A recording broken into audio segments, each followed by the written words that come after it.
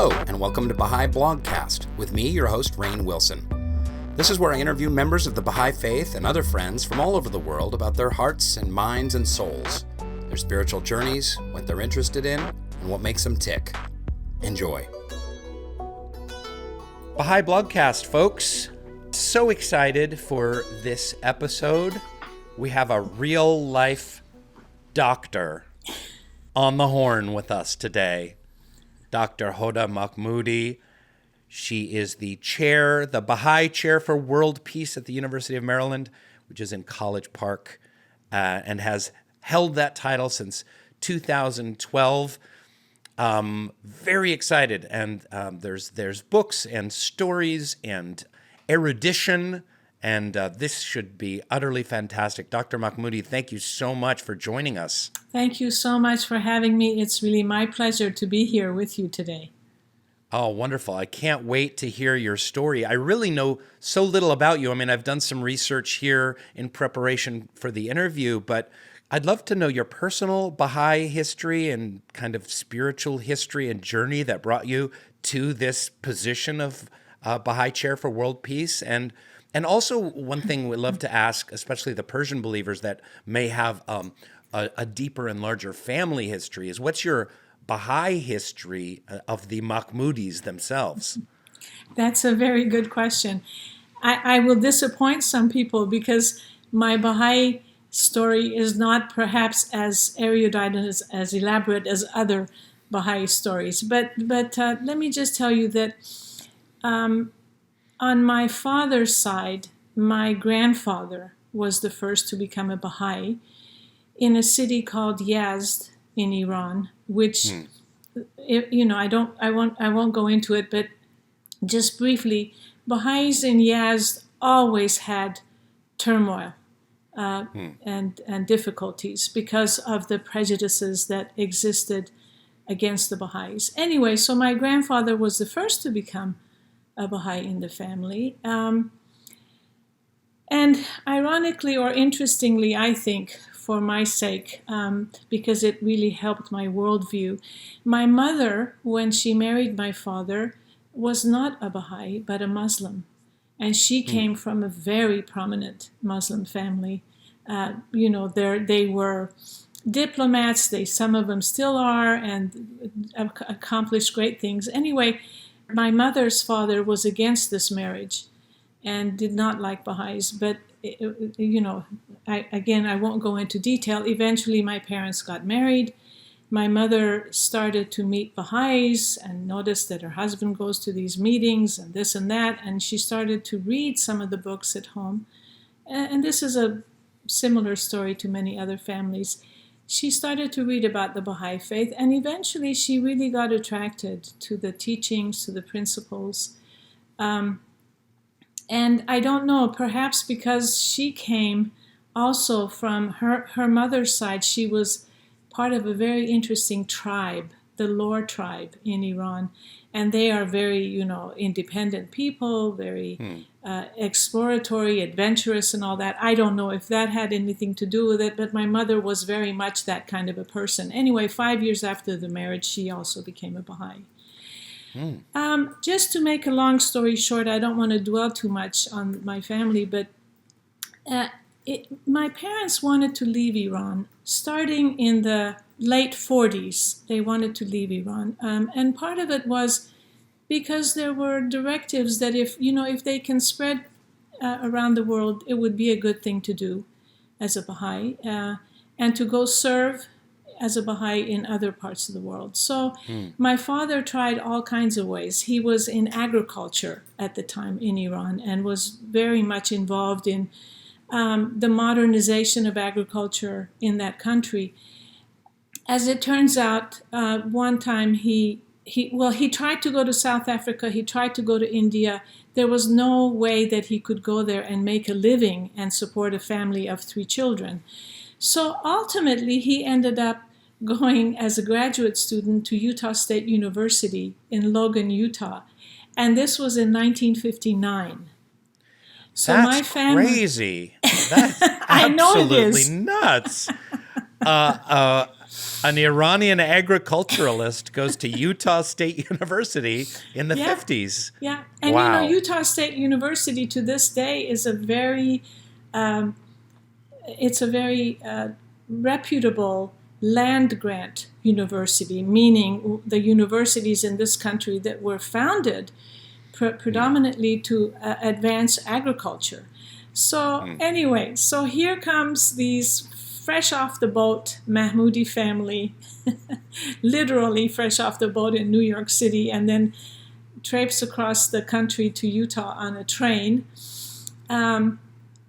We come to this town of probably Logan in 1959 was somewhere between, I would say, 6,000 to 7,000 people. I'm not sure, but not very large. And, we stood out in every way. But it was a very good experience, I have to say. And I would like to just say a little bit about my parents' approach to moving to Utah, which was, they basically told us that we're now in a new setting. We are in a new culture, we're in a new country, and that we need to, meaning their children, I have an older brother and sister and myself, that we children need to be as engaged in learning about the environment we are in, and that, they would be inviting all kinds of people into our home and wanting to learn themselves about this country that we have moved to. Now, at that time, I didn't fully understand this. To be honest, I was 10 years old. I didn't quite grasp what all that meant. But there were other things that they would tell us. I remember there was a Baha'i New Year, which actually coincides with, in Iran, with kind of it's a secular New Year, really. It's not a religious New Year. And they told us that now that we're in this new country and this new city, that we would celebrate this differently than we did in Iran, that the gift giving and all of that would probably not occur, and that, it would just be different. It doesn't matter. We can share that this day is important to us with our friends and all of that. But little by little, they, in a sense, wanted us to acclimate to the culture, which was a predominantly Mormon culture that we had moved into. And of course, the Mormon culture became very apparent, even to me as a fifth grader, very quickly, because I think in my fifth grade class, I was probably the only one who was not a Mormon. And I knew this because, the others in my class all went to their Mormon events that they had throughout the week. And so it was helpful that my parents said that you need to learn as much as you can about the environment you're in. I have to say that has helped me throughout my life. And it has even helped my identity. I think it's strengthened my identity as a woman, as a Baha'i, as someone who, at 10 years old is put in a culture where I don't really totally fit in. I think that attitude of my parents really helped me a lot because there is an openness that my whole family has to the world, so to speak. And I appreciate that. And I think we all got that from my parents. Oh, that's great. What I'm just fascinated by this Persian family in Logan, Utah. What was that like? And this was mostly the early 60s? Very conservative time and a very conservative place. Yeah. Well, I don't know what to go into and what not to go into, but it was a conservative place. And I remember my older sister telling my father one time that I thought you told us we were coming to a modern world and a modern place where women would be able to get their proper education and this and that. My parents were very interested, especially in their two daughters, getting the highest education they could, because again, that follows with their Baha'i ideals. And my father asked her why, and she conveyed to him that all of her advisors at the university were telling her that she should not pursue engineering or pre-med, but rather home economics. And so she was a little flabbergasted by this response from an authority figure. Again, this was an authority figure. So, we worked through some of those things. And always there was a desire by Mormon missionaries for us to become Mormons. And that was wonderful because, again, when they came to our home, my parents engaged them. We learned about the Mormon religion during these exchanges. And, Rainn, I spent 35 years of my life, more than any of my other family members, in Utah. And the missionaries never stopped coming to our home, so it was very interesting. But all of that to say there was cultural shock with this move, but I'm sure we also shocked the people who came into contact with us. I'm saying it goes both ways. I think we all felt that, we stood out. We were a different looking family. We were different looking people. And I think each of us adjusted to that in our own way. I don't want to make it sound all pleasant. It wasn't. There were times where, and I'll speak for myself, there were times when it was evident that I didn't fully belong, and it was evident that I was somewhat different, because there was when I would get invited to my friends' homes and I'd see how they function, what their family is like, and then I go back to my home, and there were cultural differences, obviously, I think generally we all, in our own different ways, tried to do our best to adjust and to survive and to make the best of it. And there was so much that was really good. And I want to share one more thing, if I may.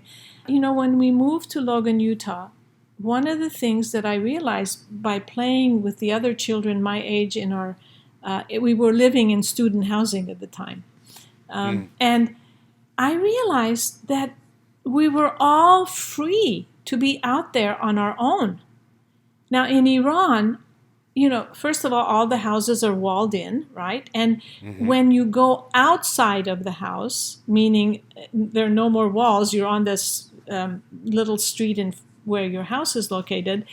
When you go outside, especially as a girl, I had to have my brother or some older adult that was always with me.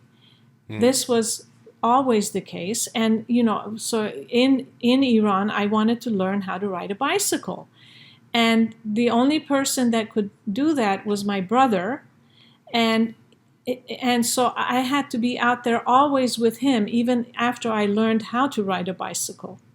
Well, in Logan, Utah, I got my own bicycle, and the city was my domain. I could go anywhere, although my parents would rather I stay close to home. But I'm saying that it gave me this feeling of freedom, which was incredible, as a young girl in particular. So, there were also those sorts of changes that were very positive and very different for me. And that's fascinating. It feels like a movie. It feels like this a Persian family in the middle of Mormon Utah in the early 60s. But just out of curiosity, because I've never really shared the Baha'i faith with many Mormons, what would you suggest if you were in a conversation with Mormons or talking to Mormons and telling them about the Baha'i faith? If you wanted to, teach the faith, share the faith with them, are there points of commonality, or what direction would you advise? Lots of points of commonality with the Mormons. Generally, the Mormons have a very strong value system, if I may put it that way. They are very strong in terms of their ethical and moral perspectives on life. Work is extremely important to Mormons, that you work and you then are able to help not only through the tithe for the Mormons, your religion, which is different in the Baha'i faith, but I'm saying work is worship, which is what the Baha'is believe. This was a similarity. And just, for example, they have, just as Baha'is believe that drinking alcohol can fog the mind and it's basically better to leave our cognitive perceptions alone, the Mormons also believe that we should refrain from alcohol or drugs that impact the mind. And very strong in terms of family, and the family is extremely important. So there are many points, I think, of commonality. I mean, many of my friends in high school, not many, but several of my friends in high school from a Mormon background became a Baha'i because they were interested in what my religion was about.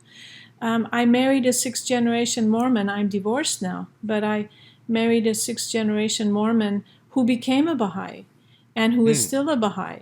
And I'm very proud of that because that family of my ex-husband's, they were actually told by the prophet Brigham Young to go and settle this section of southeastern Idaho. So I have one son, and so I made sure, and he's very good about it. He knows both sides of his heritage. In fact, his Mormon side is so impressive because he can trace it back to the 1600s through the genealogy.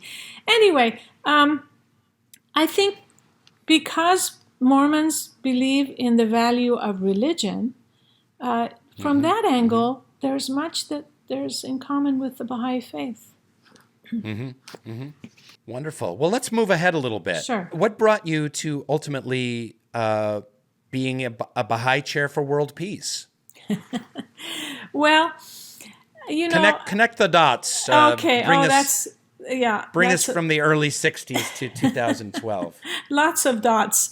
Anyway, so I eventually went to university. I got my PhD in sociology, and I knew in high school that I wanted to be in academics, whether that would be,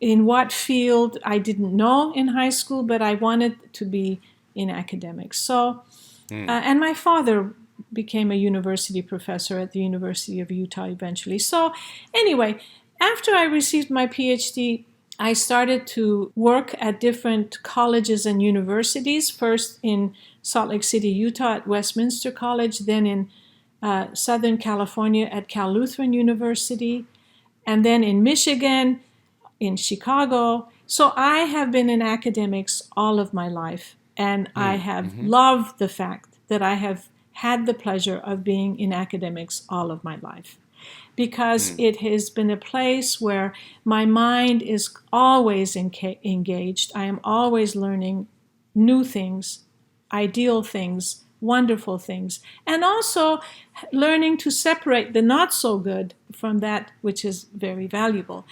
Ultimately, in Chicago, so I was in Chicago in 2001, an opportunity arose where I was able to go and serve in the research department at the Baha'i World Center, which is the spiritual and administrative headquarters of the Baha'is of the world, located in Haifa, Israel. The research department is where you write commentaries. Questions are asked about, what does the Baha'i faith think about this or that or whatever, and questions are asked, and you write a commentary.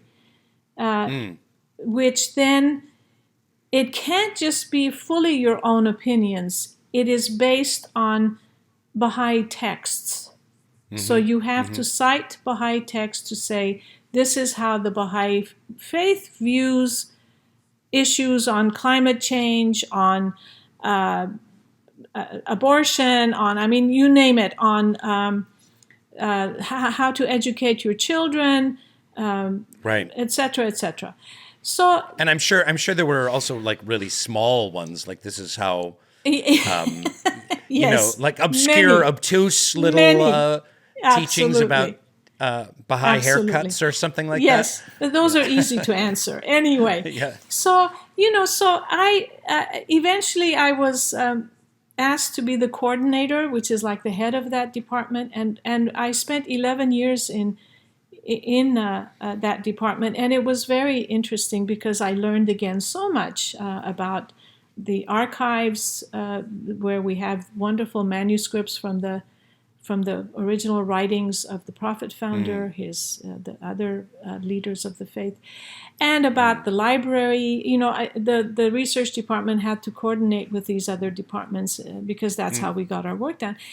And then eventually, I was approached, quite honestly, by a member of the National Spiritual Assembly of the United States when I was here at an Association for Baha'i Studies conference. I had come from Israel.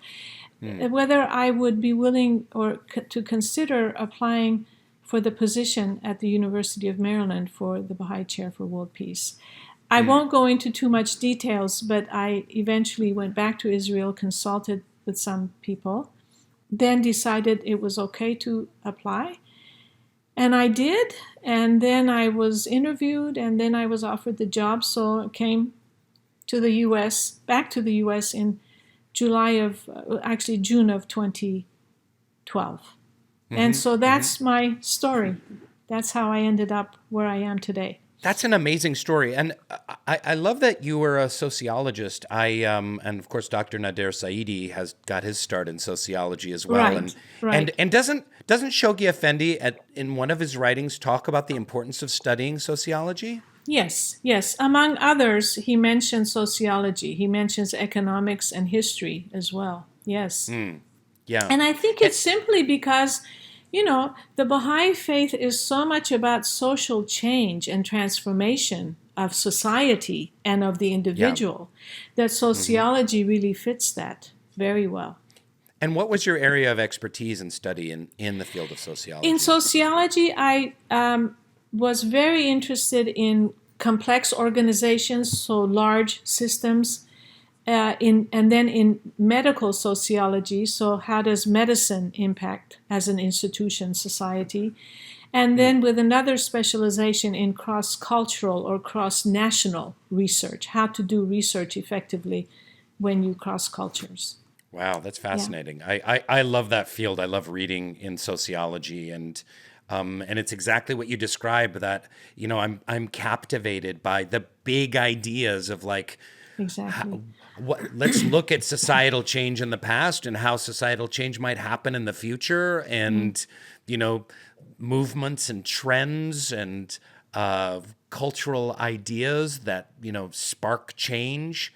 It's an exciting field. It is. I agree. I very much agree. But if I can interject, coming to the Baha'i Chair has changed all of that, because now I have to be very interdisciplinary. Okay. What the Baha'i Chair does is basically examine the Baha'i principles related to peace and to try to then invite scholars, academicians, or practitioners to talk about their research that actually tells us something about these principles that are in the Baha'i Faith. So, for example, in the Baha'i Faith, and I want to focus now on Abdu'l-Baha, the son of Baha'u'llah. Abdu'l-Baha became, as you know, the head of the faith after the passing of Baha'u'llah, the founder of the faith. And he wrote these amazing tablets in 1919 and 1920. He wrote these tablets. They're called the Tablets to the Hague. But in those tablets, he actually outlines the Baha'i vision for world peace. And he says basically two things that I'll focus on. He says that peace has to start with the individual and then move towards nations. And that the biggest barrier to peace is human prejudice. And then he lists them: race, politics, economics, religion, that these form the major prejudices that if you study them carefully, you will see why they always promote violence, contestation, and that until these prejudices are removed, we will not have peace. And then he says, but the only way to bring understanding about prejudices and about wanting to have peace is to raise consciousness, to raise our consciousness about these issues that impact us. So at the Baha'i Chair, we've taken what Abdu'l-Baha has said and we've come up with 5 areas or 5 series that we focus on. And these are, we've put them in different terminology to meet the demands of today, but structural racism and the root causes of prejudice is one of them. Mm-hmm. Okay. Globalization and governance, human nature, the advancement of women and peace, and the last one is the environment and climate change.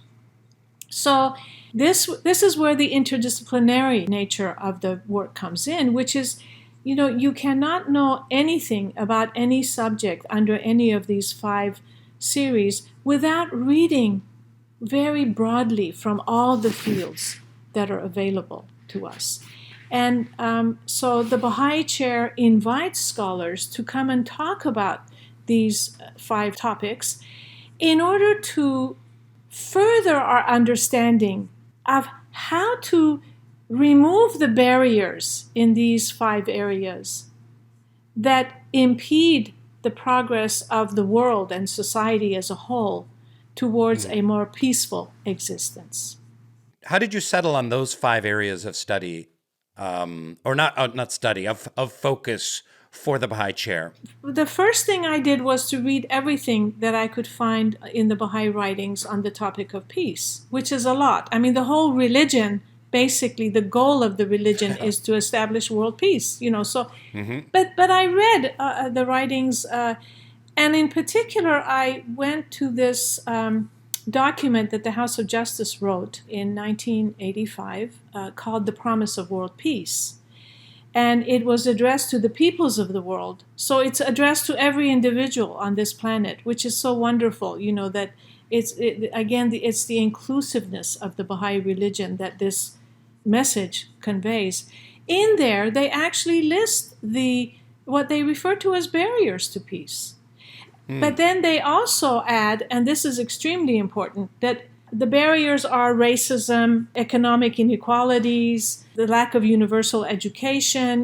They list the barriers, but then they say there is a prerequisite that is just as important to peace, which is the equality of women. And they go on that until women enter all the arenas of society, every aspect of society. Abdu'l-Baha in one of his speeches says, oftentimes we think that in the past it was thought that women should just be homemakers and have children. He says, no, now in this day, women have to be everywhere because they will be the ones who will put an end to war.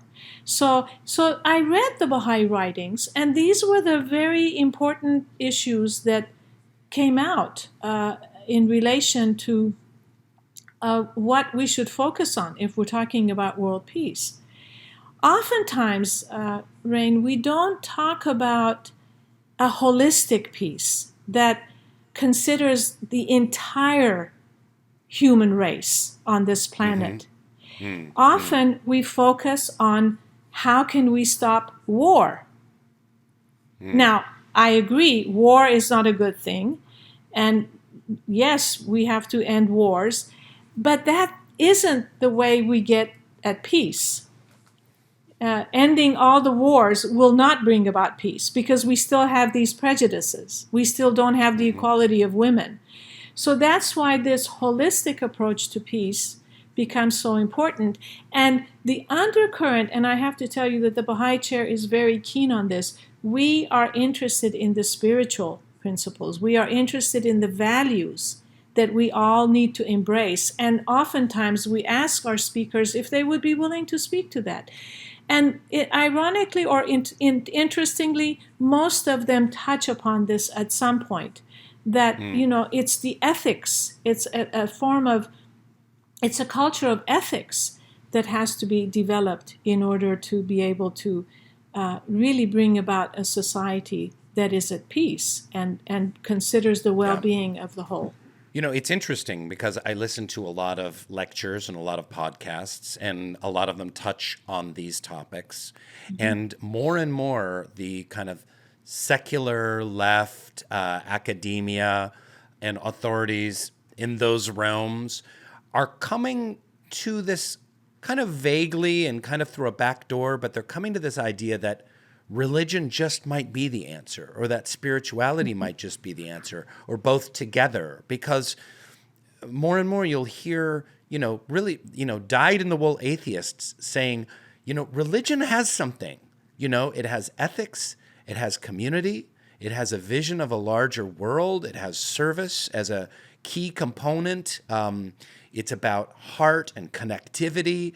And you'll hear this being brought up more and more. I think people are seeing, as these systems are breaking down increasingly, that there might just be some keys to the issues of chaos and disillusion happening all around the world through some kind of religion. They're not saying, you should become X religion or anything like that, but there are some foundational aspects of religiosity that humanity could benefit from. That I couldn't agree more. I think there is a trend in that direction, and coming from, as you said, areas where one would not have thought that these comments would be made.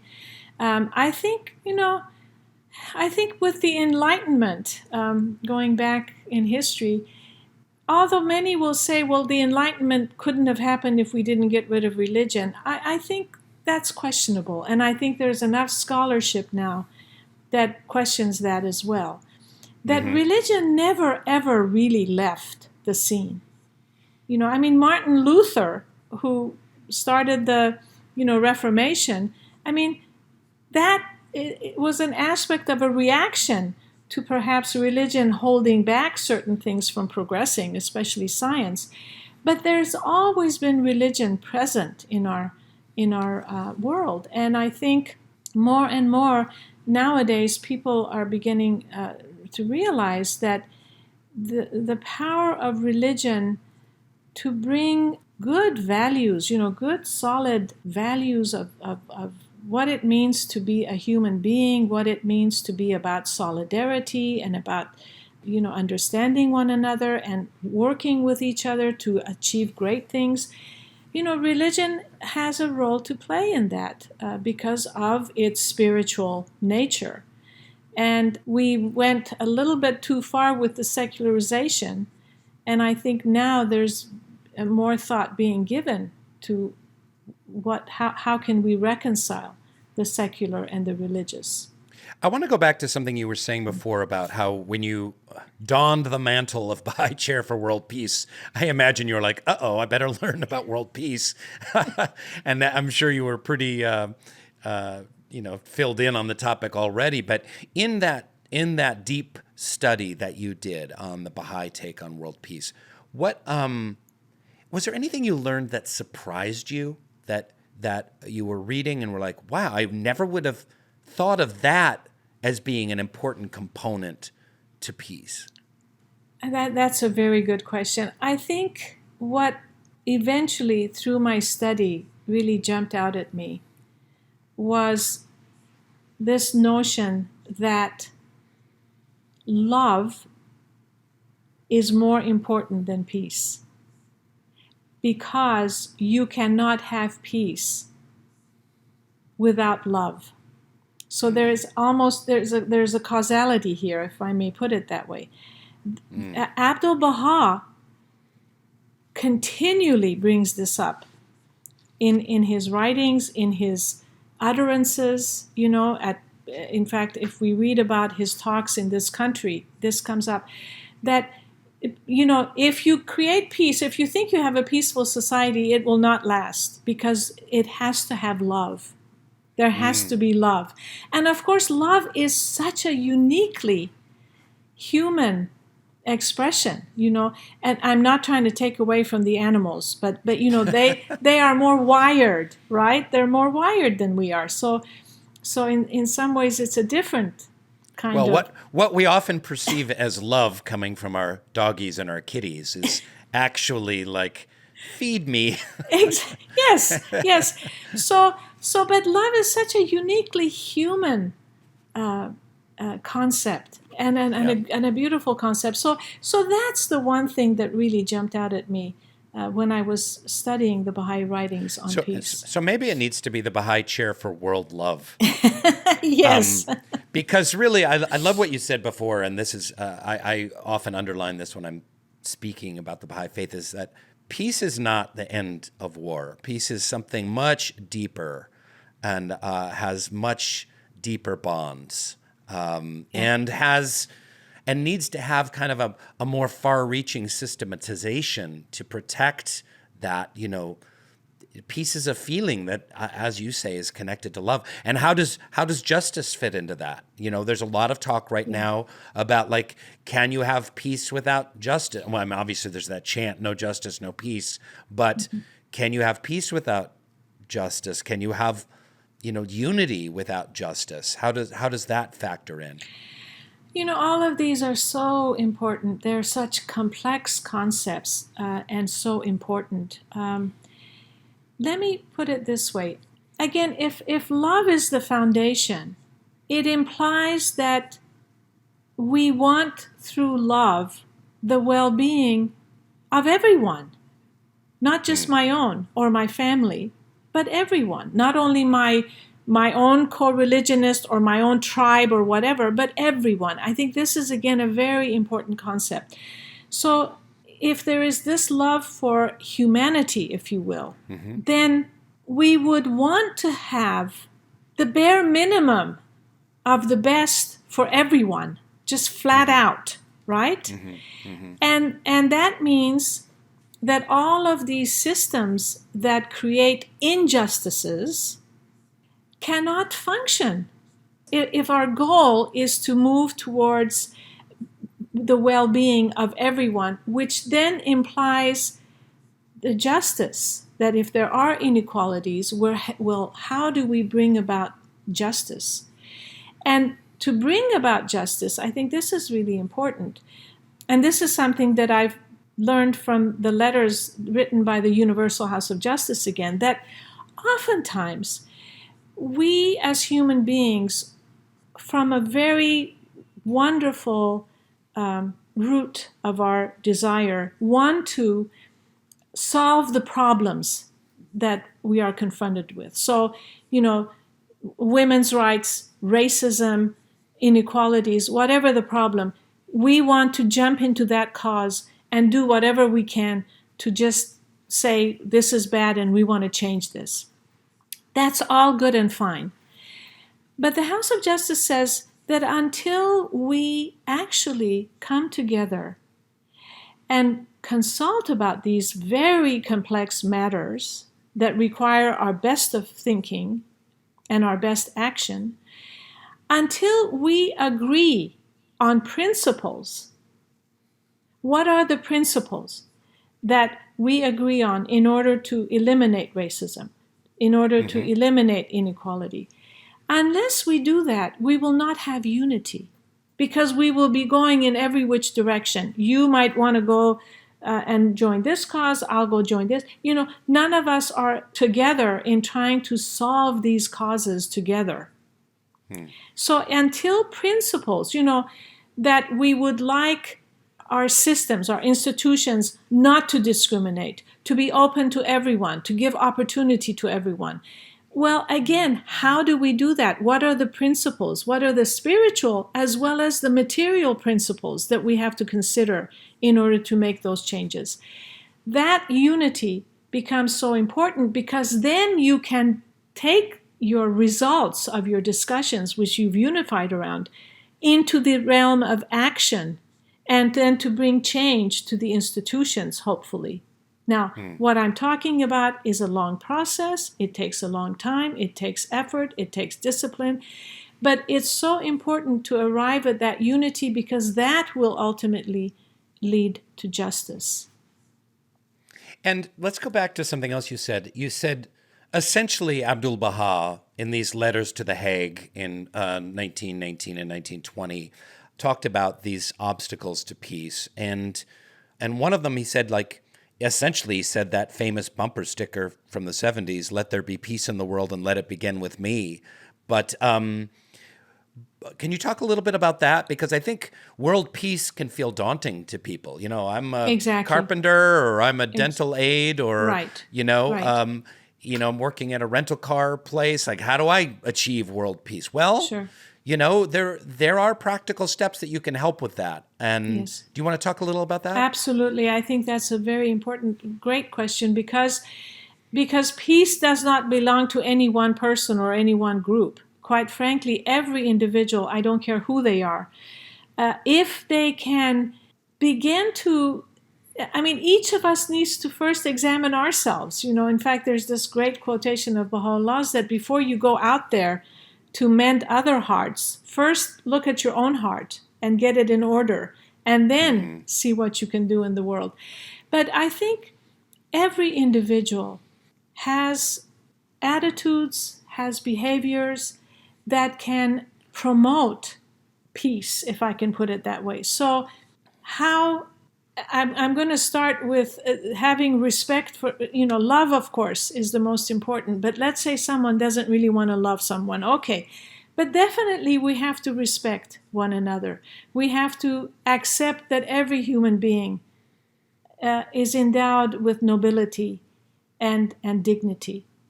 And in these ways, an individual can transform him or herself in order to actually start a process where their attitudes, their behaviors towards others promote this idea of peace, which is really about how do we get along with each other. It's as simple as that. How do we show respect to each other?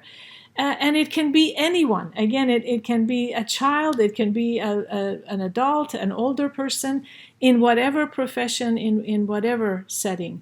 But it's how we treat each other that becomes the most important thing. So wouldn't you say that the core activities of the Baha'i Faith are really peace promotion activities? I mean, it may not seem like it, but if you have a Ruhi study group or a children's class or a junior youth service program, that you're helping create like a microcosm of world peace? Yes, of course, because in all those activities, again, what guides those activities are the spiritual values. And those spiritual values, which I think are universal, speak to the heart and the soul of the human being. And yes, in all those activities, that's exactly what the Baha'i community is aspiring to accomplish. So tell us about this book. Yes. You co-wrote with Dr. Janet Kahn a book called A World Without War, Abdu'l-Baha and the Discourse for Global Peace. Now, I'm sure you've already touched on some of the concepts in our conversation previously, but can you tell us about this book and what it's all about?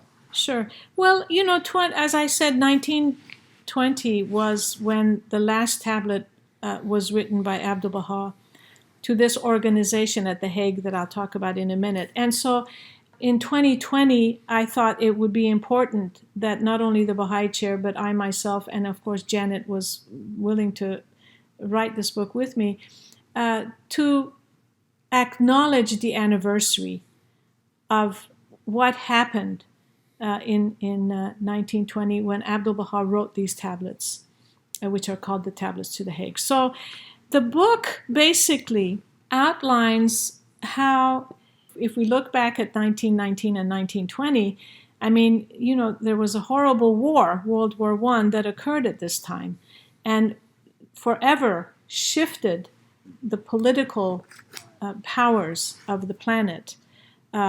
Empires collapsed because of that war. So it was a huge impact that it had.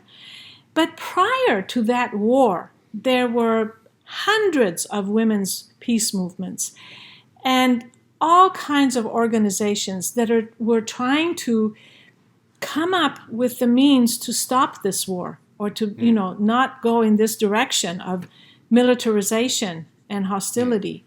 So one of these organizations was called the Executive Committee for the Central Organization for a Durable Peace. Long title, and I'll just call it the Committee for the Central Organization for a Durable Peace, okay?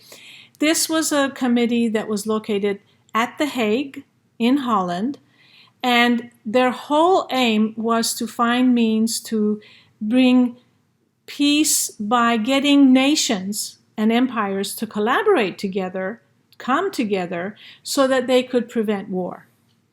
So to make a long story short, I have to tell you a little quick story, because please, this organization sends advertisements through all the newspapers around the world.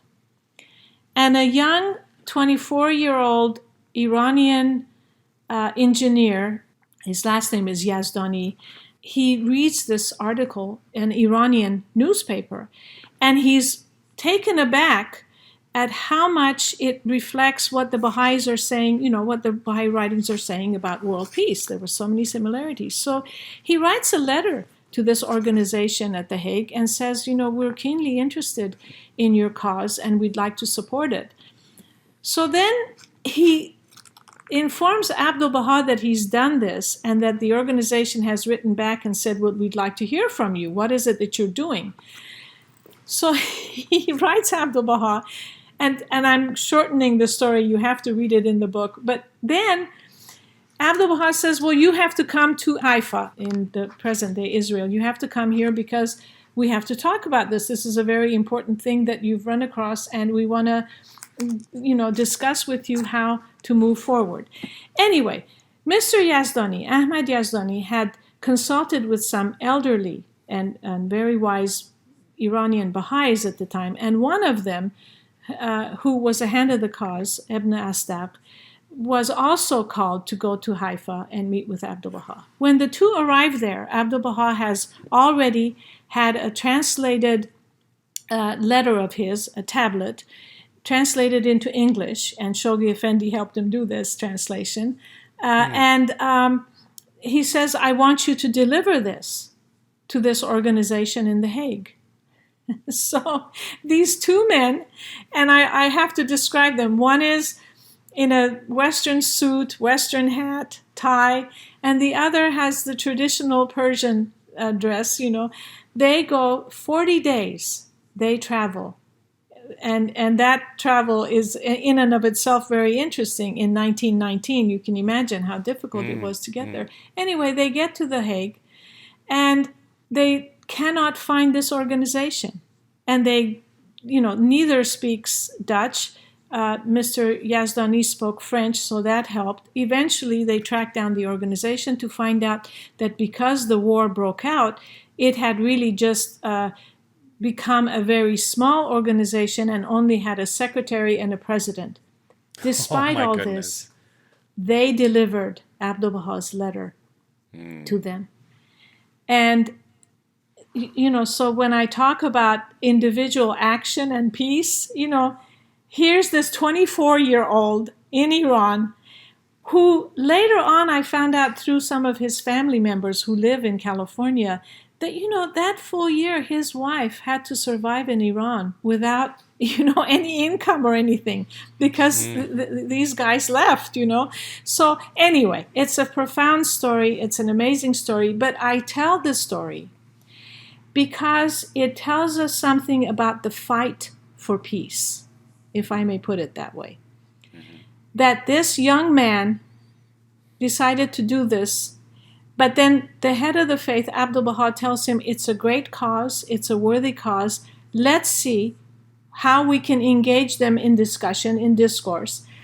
And although one could conclude that it didn't come to much, all of this effort, I would beg to differ. Because if it wasn't for the tablet that Abdu'l-Baha wrote, we would not have had this amazing insight into the Baha'i approach to peace. Subsequently, the organization wrote back to Abdu'l-Baha, and again, I don't want to go into too much detail, but that action led to Abdu'l-Baha writing them again. So a second tablet was sent, and that's also featured in the book. And in there, he furthermore reiterates everything that he said before, knowing that this organization is no longer what it used to be. Abdu'l-Baha worked like this. He, in all of his interactions with any human being, he always found ways to find commonality of understanding, camaraderie, and then to discuss the major issues of the day from a Baha'i perspective. And I think in this book, we simply try to show how here we are 100 years later, all the efforts that are still ongoing everywhere, within the Baha'i community and without, about how to bring about peace in the world. And these must have been some of his very last tablets, because he passed away a year later. They are very much his last tablets. Wow, that's fantastic. I had no idea that these tablets now, existed. I have to tell you, these tablets were written a little bit earlier. I think they were written in 1915, but still they're later ones. And by the time these men could get to The Hague, it took that long. But they were dated 1919 and 1920. And they are later tablets, and they are just a wonderful summary, full of wisdom and knowledge. I mean, really, things that for the indefinite future, not only university students, but everyone should study to see how we can bring what he says into action. Tell us more about A World Without War. So basically, the book looks at how Abdu'l-Baha engaged society and the people in society. It speaks to how current Abdu'l-Baha was, how he read everything that was important for his time. You know, he read what scholars wrote. He read newspapers. He was informed of politics. He was informed of economics, of agriculture, of everything that mattered to society. But he also engaged. He met with religious leaders, with world leaders.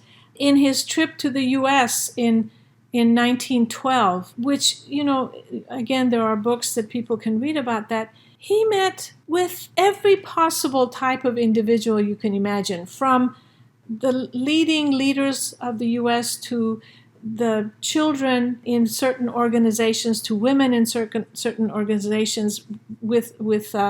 He visited synagogues and gave talks in synagogues, in churches, at universities.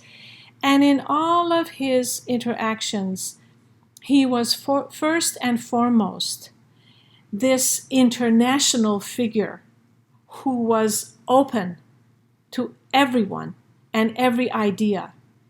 And when you read his speeches, you begin to see how not only his almost superhuman knowledge about everything, but his ability to talk about all kinds of topics that dealt with scientific matters, with social sciences.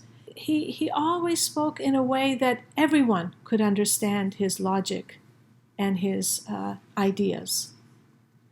So in the book, we capture a little bit of this, how he was engaged. He was part of the life of society. He wasn't just, even though he should have been an isolated person, for crying out loud, for over 40 years, he was a political prisoner, you know? Yeah. But he was engaged. He knew about everything, you know?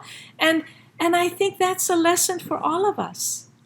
Yeah, I think a lot of Baha'is are under the misconception that, we shouldn't even worry about anything happening in the old world order. You know, that's that which we shouldn't concern. And it's true, we shouldn't concern ourselves with the, you know, vicissitudes and ups and downs of partisan politics.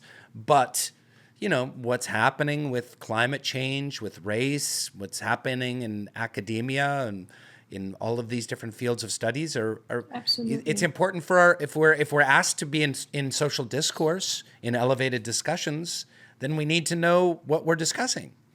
Yes, I think that's so important.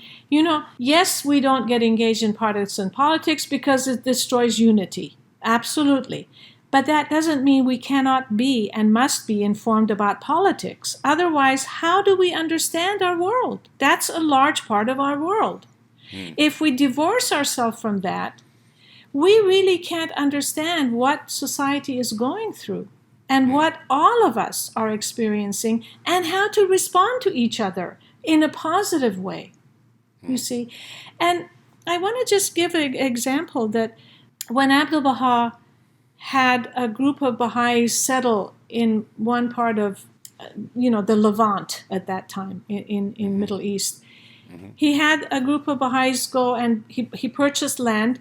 And again, we tell this story in the book, and this is just prior to World War I. He tells them, and he knows about the latest agricultural stuff, and he tells them, he says, you need to start planting, and you need to make sure that we have a good harvest and all that. And because of his foresight, the story is that enough wheat was produced that eventually he was able to feed the starving populations of then mandatory Palestine. And, that's how engaged he was. That's how informed he was. If he hadn't kept track of the politics and that World War I was on the horizon, he wouldn't have prepared. And this act of his, of course, led to his being knighted by the British government.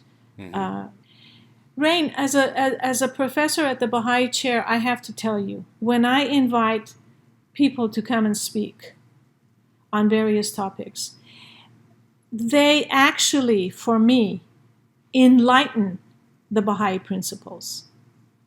They actually show me, help me understand better the hard work we have ahead of us in order to make sure that we achieve all of these principles, these spiritual concepts that we believe in. So Abdu'l-Baha, by being so engaged in the world, must show us what an example he was in this regard, and that we need to follow in his footsteps. So also, speaking of the example of Abdu'l-Baha, what's astonishing to me, because I'm in my old age now, Dr. Mahmoudi. I'm 50. I'm ahead of you. Well, maybe I'm way ahead of you, so you Okay. can't say that. Well, I'm 55, and I'm feeling kind of time. And please call me Hoda. Yes. Okay, Hoda. I'm feeling time kind of tugging at my DNA and the fibers of my body. Abdu'l-Baha is 66, has been literally imprisoned for 40 to 50 years. And, anyone in the world would have been like, it's time for you to relax, write a couple tablets, chill out, put your feet up. and he goes to Egypt and Europe and the United States, and his topic, for the most part, is peace. So this is kind of, he's reinvented retirement for us. Yes. If he's the perfect exemplar, it's like, we don't get time off. Sorry. No. We don't get to work on our scratch golf Absolutely. game.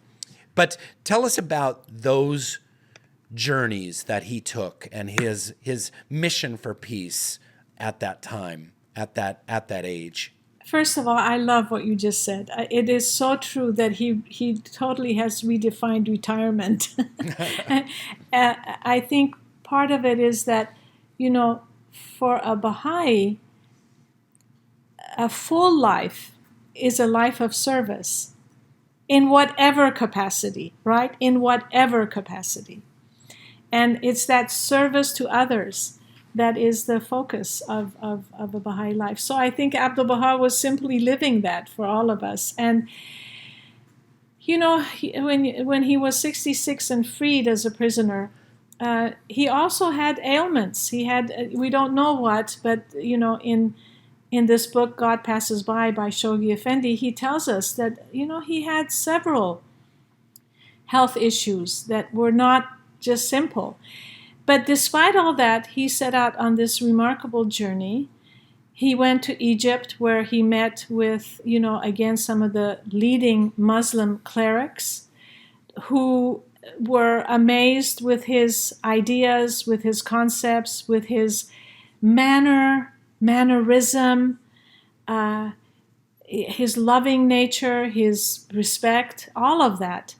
In fact, in Egypt, he had to take respite because he wasn't feeling very well.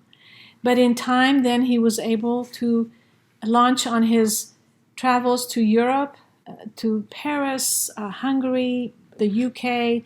But in all of those places, again, he loved meeting the local people, because that's why he was there. And he goes to the Eiffel Tower because he wants to see the Eiffel Tower. He was very much, again, this side of Abdu'l-Baha, which wants to be in the world, wants to be aware of everything, and wants to enjoy what life has to offer. So, I think he liked France so much he went back twice. Anyway, that's just my take on it. But he went to see a Broadway show, and he was in New York. Yes, exactly. And so, and then eventually he went to the UK. He visited all kinds of different places in the UK, and then set off to cross the Atlantic and come to the US. And he spent almost 12 months, in this country and Canada. And he traveled from New York to California and back and up to Montreal, Canada. And it's a rich trip where we have accounts in newspapers about his visits. We have accounts of his meeting, again, with high and low alike.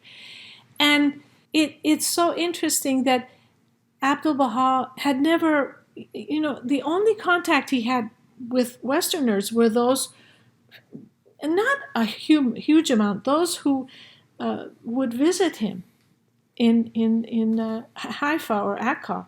And that was the only contact he had. But when he came to the West, he was a modern man. He fit right in. And I think that's another thing. I love that about him, that he was so adaptable and so knowledgeable about where he went. And I think this is a great lesson for all of us as Baha'is. We don't have to have degrees to do this. We don't need to have college degrees to do this. We just need to step out of ourselves and learn about the world and not be closed in. That we might know everything, because we don't know everything. We have this amazing revelation before us. Amazing. Really so deep and so profound that it will take generations upon generations to figure it out. But we cannot understand it if we just look inward. We have to draw from ideas outward and then try to understand better. I've talked too much. You've talked just enough. That was perfect, and that's a perfect place for us to end. Thank you for this discussion, Hoda, and thank you so much for your superlative work representing the Baha'i community in the Baha'i Chair for World Peace, and have read so many fantastic articles coming out of Maryland and the work you're doing, especially around race and race unity and racial injustice, and thank you for representing. Thanks for representing, basically. Thank you so much. It's been a pleasure to be with you, and I appreciate everything that you do. Thank you. A pleasure speaking with you. Thank you. Thanks for listening, folks. Thanks for listening to Baha'i Blogcast. Hope you enjoyed the episode and the conversation. Check out more fun Baha'i stuff on Baha'iBlog.net. Thank you so much, and good night.